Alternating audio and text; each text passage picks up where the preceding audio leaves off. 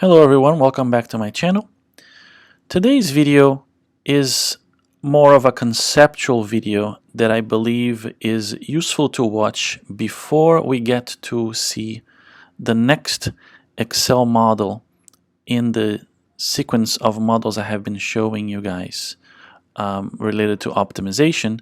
So the one that's coming up is going to be on the idea of two-stage stochastic optimization, and we're going to see what that means in a minute. But essentially, it is an optimization model that tries to incorporate some amount of uncertainty in the decision-making process. And in my experience, I believe that it is really helpful to better understand the Excel model if we spend a few minutes going over some of these concepts at a high level, and hence this video. So here's the idea. There's this very interesting Harvard Business Review article called Strategy Under Uncertainty, and in this article the authors classify the potential uncertainties that you could be facing in a decision-making problem into four categories. The first one is there is not too much uncertainty, though the future is clear enough that you could make do by making some, let's say, single forecast. That forecast is going to be of good quality, so you could basically use that as your input data and just solve that optimization model. So an example of this could be, for instance, the problem we did a few videos back on production planning, right? So there was the forecasting department that made some forecasts for demand, and we planned our production over the planning horizon based on that, demand number that we had, one for every of the months in the horizon. And that works if this forecast is accurate enough, right? So this could be the situation you're facing, in which case it's kind of like, the models we have done up to this point.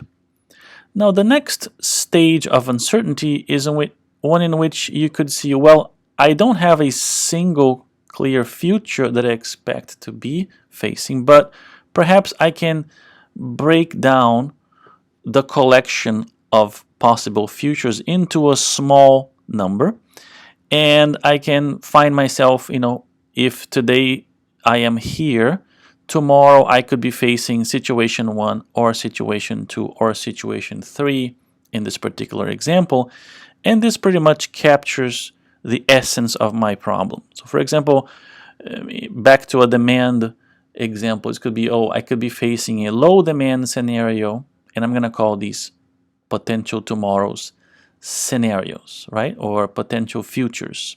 I could face a low demand scenario for my product, a medium demand scenario for my product, and a high demand scenario for my product, right? If I believe that this captures well enough my situation, the next step is, how do I make a decision today if these are the tomorrows I believe I could be facing?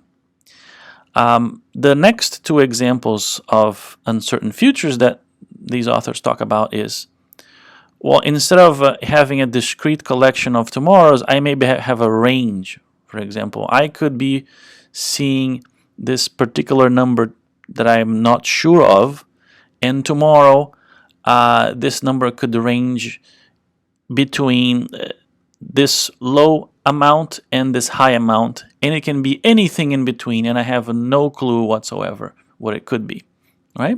This is what I call a range of futures. And the last and the most complicated case is the case where I have completely no clue about my tomorrow, no information whatsoever. And they argue that even though you might think this is your case, perhaps if you do some research and you look at your situation more closely, usually you fall back from this initial perception into one of the others. Either you find ranges, or you find scenarios to explain your future, or in fact you realize you can make some predictions and they're going to be pretty good, right? So what we're going to look at is the case that can be described by this idea of a discrete number of scenarios for our tomorrow situation. And this is what we're going to try to understand a little bit better now in this video, and in the next video we're going to actually build and solve an Excel model for a business example that falls into this category, right? At this point, I wanted to illustrate a little bit more of this idea of future scenarios by showing you a few seconds of a scene from the Avengers Infinity War movie. People are usually familiar with this, but if not, it's not going to be hard to understand. I'm going to explain to you what the context is, but let's first watch these few seconds, and then we'll go over what they actually talked about in the movie. Strange, we all right?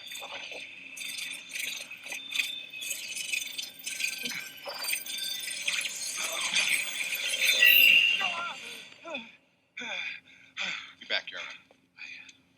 Hey, what was that? Went forward in time to view alternate futures, to see all the possible outcomes of the coming conflict. How many did you see? 14,605,000. How many did we win?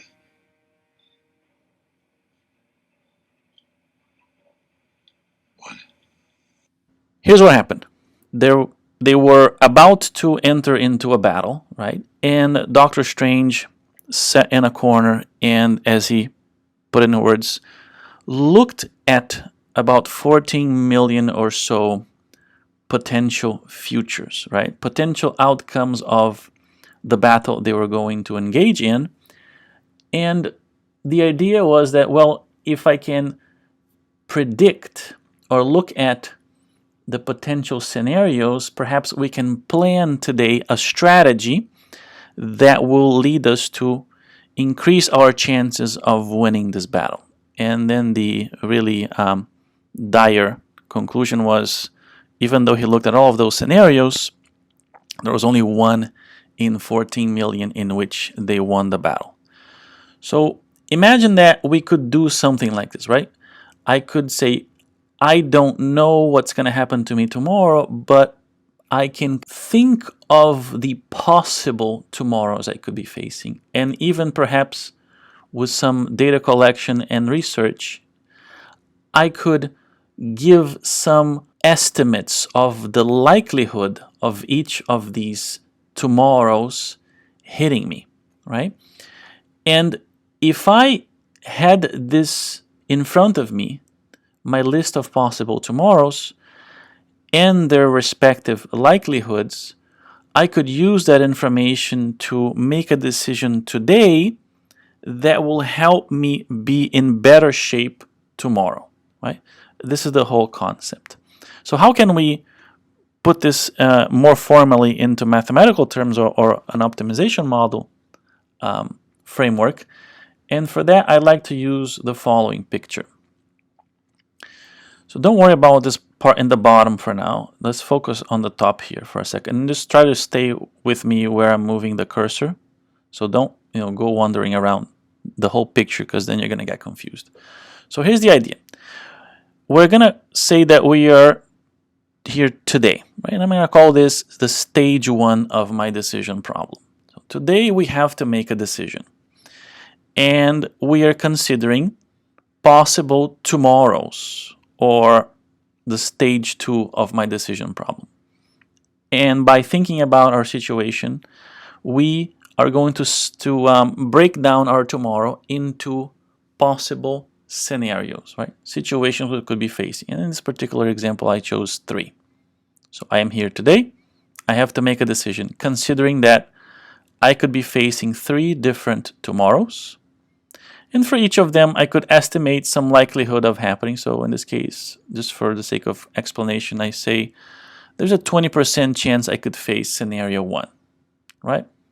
Just to give a concrete example, this could be a farmer who wants to plant some seeds today, considering the predictions for this upcoming seasons. How much rain are we going to have? Low, medium, and a lot of rain.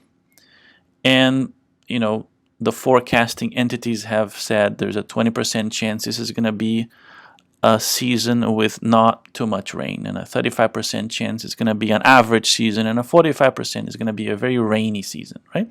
So today I'm thinking, what should I plant so that no matter what happens tomorrow, I will be in good shape, right? This is a, if you want a concrete example of a situation like that. And there could be many more, of course.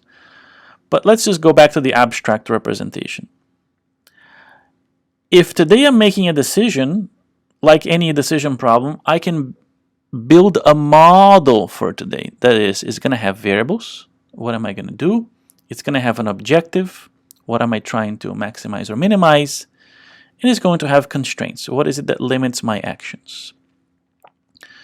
Once I make that decision, tomorrow comes, right? And notice that this decision here will be set in stone. I cannot go back once I am in the tomorrow. I cannot go back in the past and change what I did.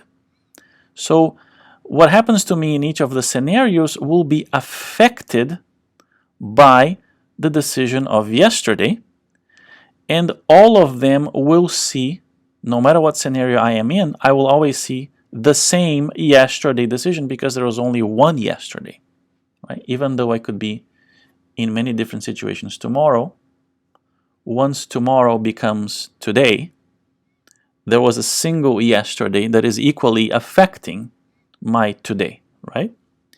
Great. So I want to make this today decision in the best possible way. What does best possible mean? We're going to see in a minute. But let's go back here for a second. Let's say I find myself in scenario 1, right? So my tomorrow has arrived and I am in scenario 1. At that point, it is typically the case that there are some other decisions that I can or will have to make about my problem.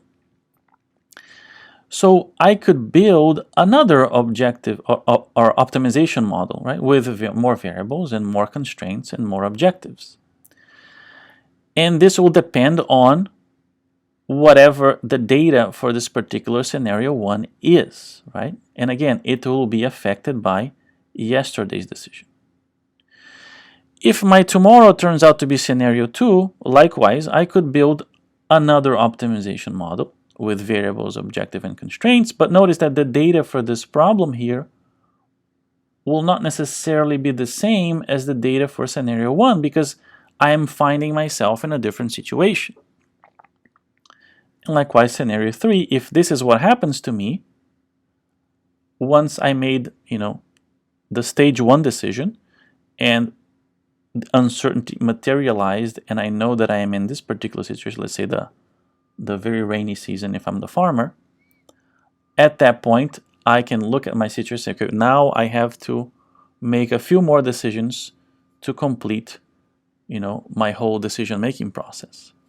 Now, when we're making the decision here, right, we don't know what tomorrow is going to be, so we don't know which of these 3 future optimization problems we will have to be solving when tomorrow comes. So the way to take care of all of this together is to literally combine these 4 optimization models into one, that's what I wrote down, one big model, right? And the idea is the following. I'm going to take these variables and constraints, throw them in here.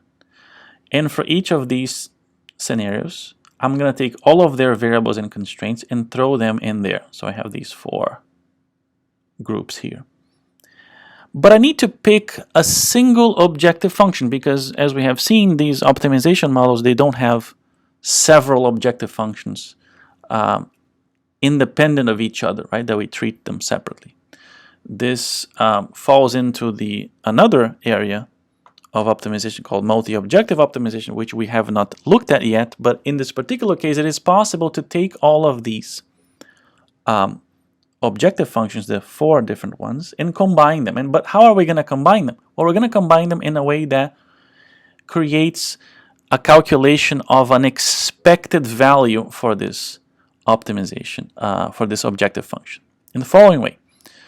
The today is going to be the same today no matter what tomorrow is. So this objective here in blue it is part of my objective no matter what. Now, the objective of scenario 1 will be my objective not all the time, only 20% of the time, because that's how often I find myself in scenario 1. So I'm going to weigh this objective here by the probability of that scenario 1. So 20% of the time afterwards, this is going to be my objective. And then the objective of scenario 2, because scenario 2 happens to me 35% of the time, I'm going to put a weight of 35% in front of that objective here. And same for scenario 3, 45%. So when I combine these here, what I am essentially calculating is the average overall objective, right, if these scenarios happen to me with these probabilities. And let's say for the sake of explanation, this is a maximization problem. This could be maximize profit, right?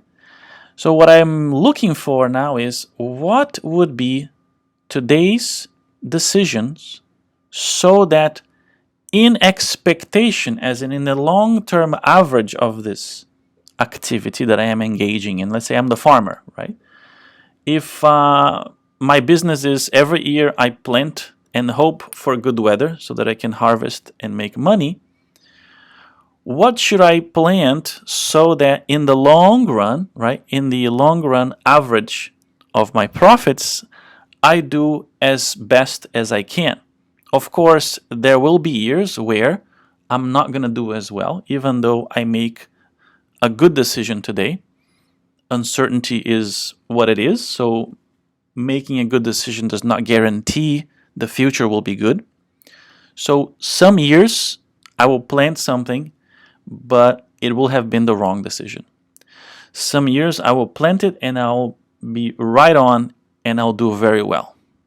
So the idea is, what should I do today so that on average I will have the highest possible average, right? And this is the best you can hope for in that particular situation.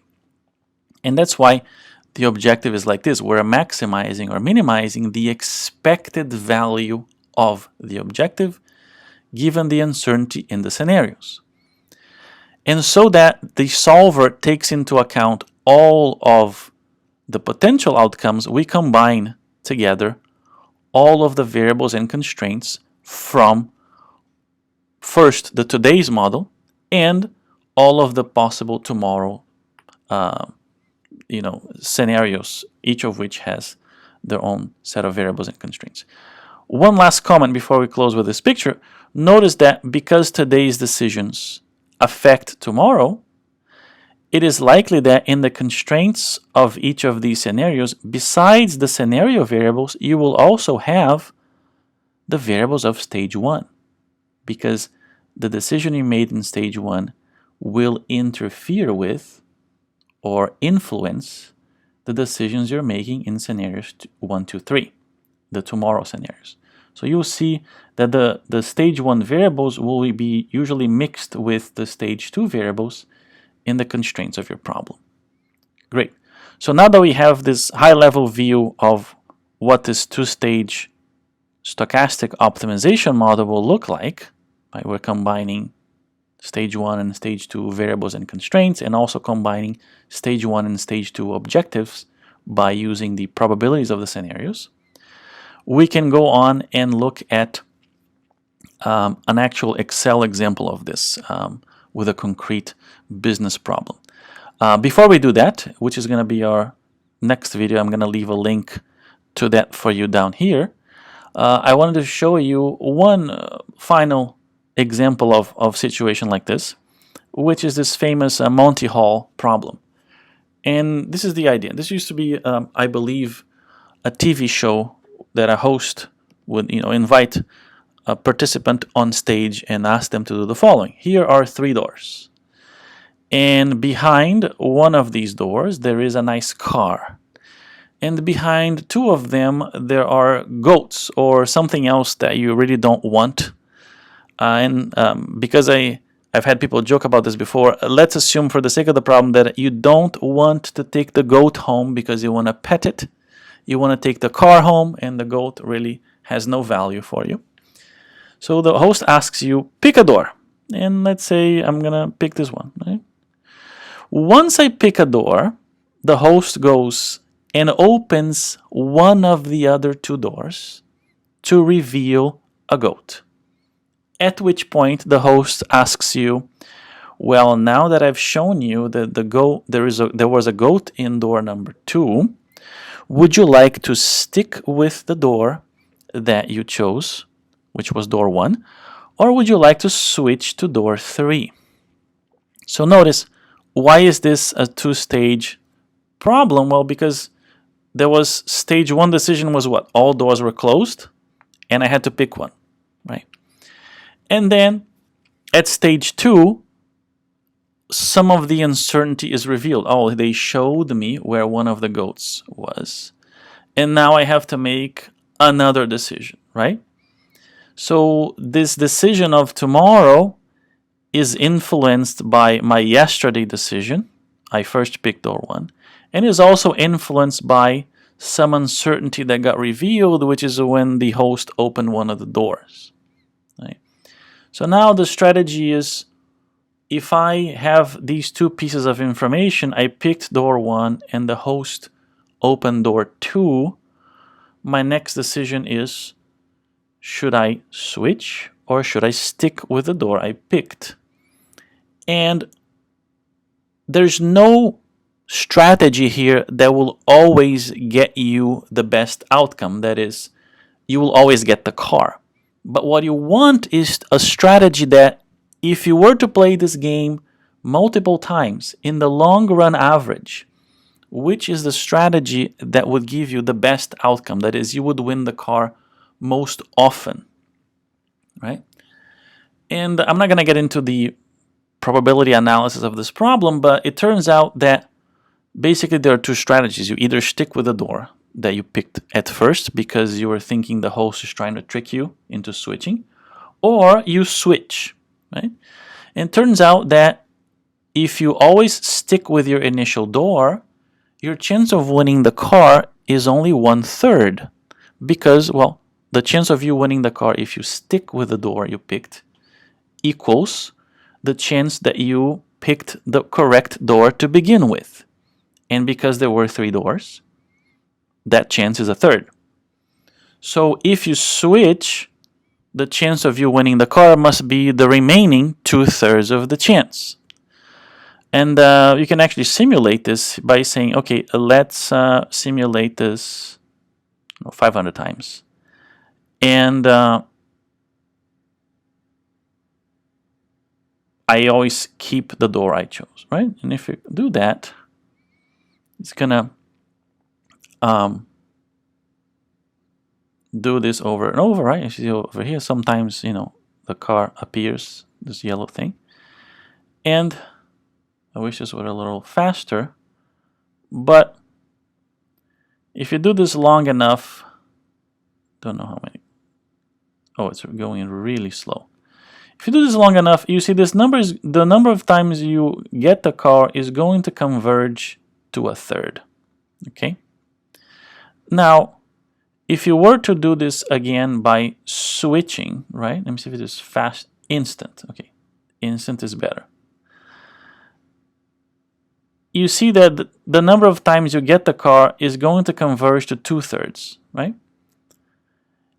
And this is what I mean by long-term best outcome, right? You're not always going to get the best outcome because, as I said before, uncertainty is what it is, but you want to make that decision that will put you in the best possible place in terms of the expectation of the outcomes, right?